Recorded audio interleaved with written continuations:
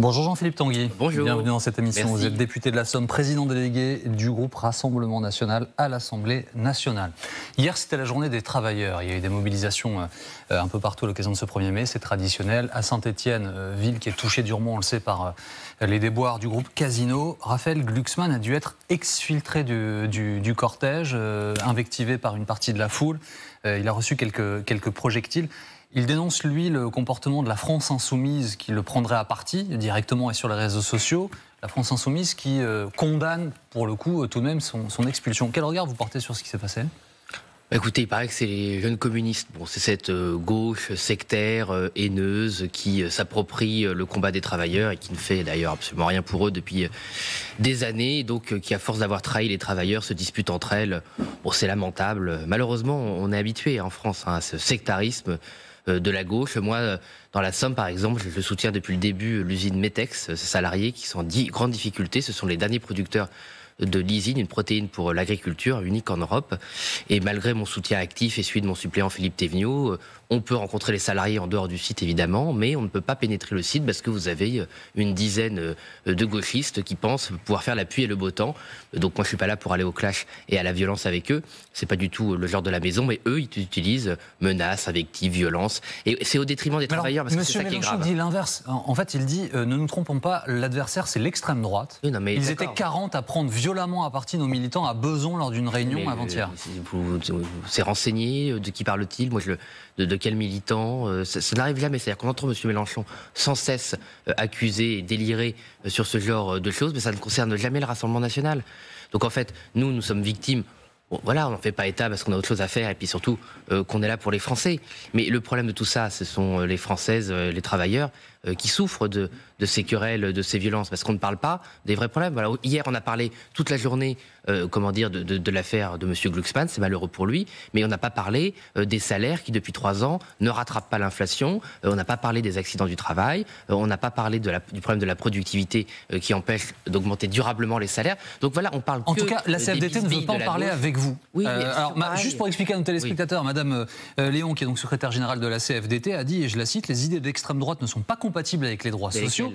Et vous lui poserez la question. Et la CFDT organise donc une grande réunion avec plusieurs responsables de partis politiques. Elle ne veut pas de vous, elle ne veut pas de reconquête. Mais pareil, cette espèce d'opposants subventionnés que sont la CFDT, elle refuse de débattre avec nous pour une raison simple, elle s'effondrerait. Elle s'effondrerait parce qu'elle ment.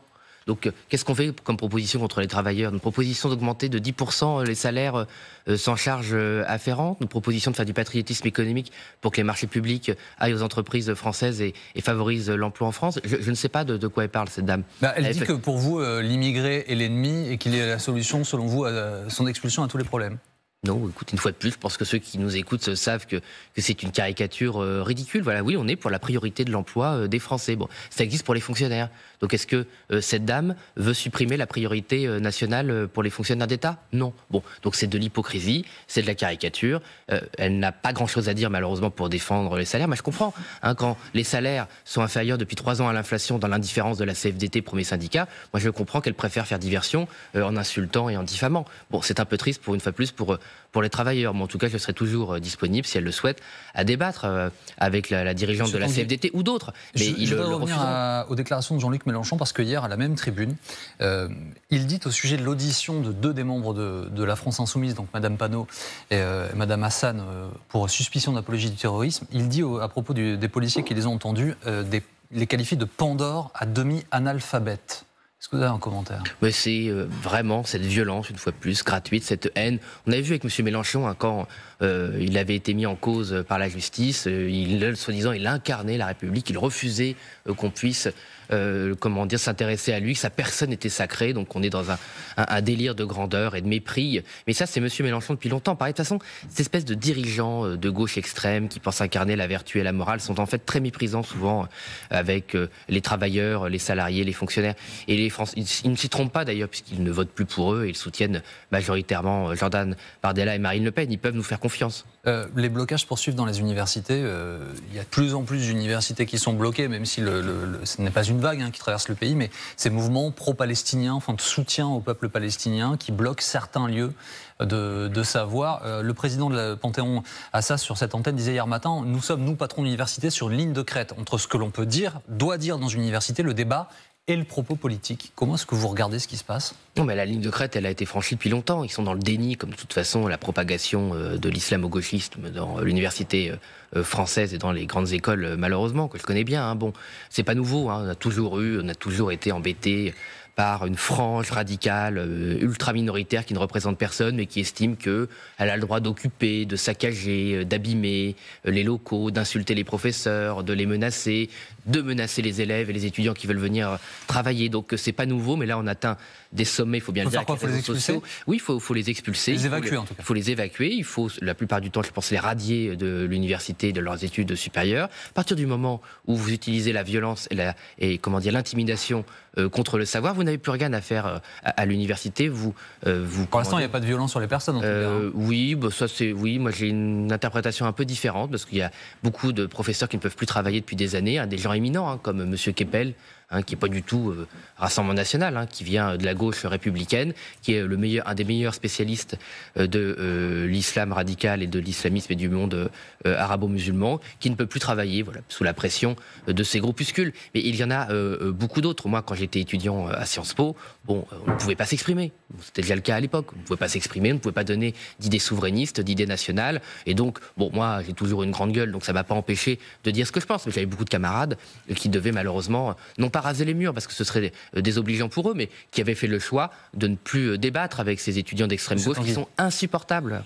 Les européennes, Jordan Bardella débattra avec Gabriel Attal. Après le refus de Marine Le Pen de débattre avec le Premier ministre, qui a dit hier, je pense que c'est parce qu'elle a un mauvais souvenir de ses précédents débats, notamment avec le président de la République. Ça n'a jamais été son fort, vraiment. Les débats se moquant de ce qui a été présenté comme des débats ratés de la part de Marine Le Pen. Elle-même avait reconnu, par exemple, en 2017, ne pas avoir été au meilleur de sa forme face à Emmanuel Macron. Moi, je ne sais pas, un crétin méprisant. La liste est longue. C'est un crétin ? Pour dire ça, oui, pour ça, oui. Donc le Premier ministre est un crétin. Oui, s'il a dit ça, c'est un crétin, oui. Est-ce que c'est à la hauteur du débat public, de dire de la nation, de dire du Premier ministre? Non, mais vous m'avez lu une déclaration. Vous m'avez lu une déclaration. Oui. C'est une déclaration de crétin. Donc ça peut être une déclaration du Premier ministre s'il s'est comporté, s'il a dit ça, comme un crétin. Voilà. Quand vous êtes Premier ministre de la France, vous n'insultez pas la présidente de l'opposition, qui a une expérience et une légitimité que personne ne conteste. Et Marine Le Pen, c'est la chef de l'opposition. Elle est reconnue par des millions de Français. C'est une insulte de dire que les débats ne sont pas sans phare. Mais non, mais espèce d'attitude médiocre, minable, qui consiste à dire que Marine Le Pen aurait refusé de débattre avec quelqu'un qui est dans le paysage politique depuis seulement quelques années et qui est Premier ministre depuis 100 jours et qui n'a aucun résultat, c'est une crétinerie, voilà. Donc il peut être Premier ministre, qui se comporte comme tel. Mais quand il s'agit de faire campagne contre l'Assemblée nationale, Gabriel Attal, comme tant d'autres, ne font que des coups sous la ceinture, n'ont que des arguments qu'ils estiment d'autorité et qui démontrent leur faiblesse de raisonnement. Ils n'ont aucun argument, aucun fait à nous opposer. Ce ne sont que essayer de nous mordre les mollets et des coups sous la ceinture. Et d'ailleurs, la pauvre candidate Valérie Hayé en souffre visiblement, puisqu'elle s'effondre dans les sondages sous les coups de la médiocrité de ceux qui la soutiennent. Donc c'est dommage. Et une fois plus, vous voyez, M. Gabriel Attal, il vient de cette gauche sectaire. Il paraît qu'il bloquait Sciences Po. Il bloquait Sciences Po et insultait M. Besson à l'époque de pétiniste. Bon. Donc finalement, c'est quand... documents. Ça a été dit par un des anciens camarades à lui hier sur les chaînes d'info. Parlement européen, Monsieur Tanguy, est-ce que l'AfD est toujours un allié possible du Rassemblement national au Parlement? Je rappelle que vous faites partie avec l'AfD, ce mouvement allemand du groupe Identité au Parlement européen. Monsieur Bardella a dit il y a quelques jours, nous avons des divergences devenues des désaccords avec eux. Absolument, tout est dit.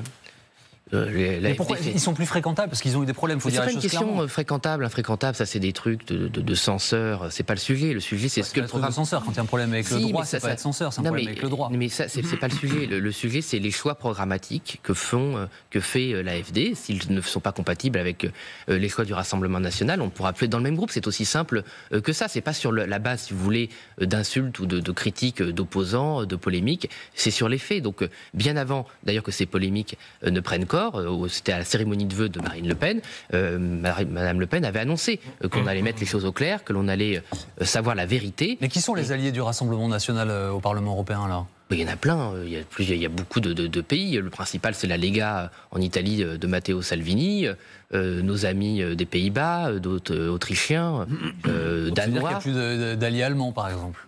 Nous verrons bien, quel choix fait l'AfD. C'est un parti très compliqué à suivre, qui a une organisation fédérale comme l'est la République d'Allemagne, et c'est vrai que c'est difficile aujourd'hui de savoir quel choix programmatique ils vont prendre. Mais il est évident que nous, on défendra nos valeurs et on ne va pas faire de groupe pour faire de groupe. Merci beaucoup Jean-Philippe. Merci à vous. Avec nous ce matin. Bonne journée. Sur LCI.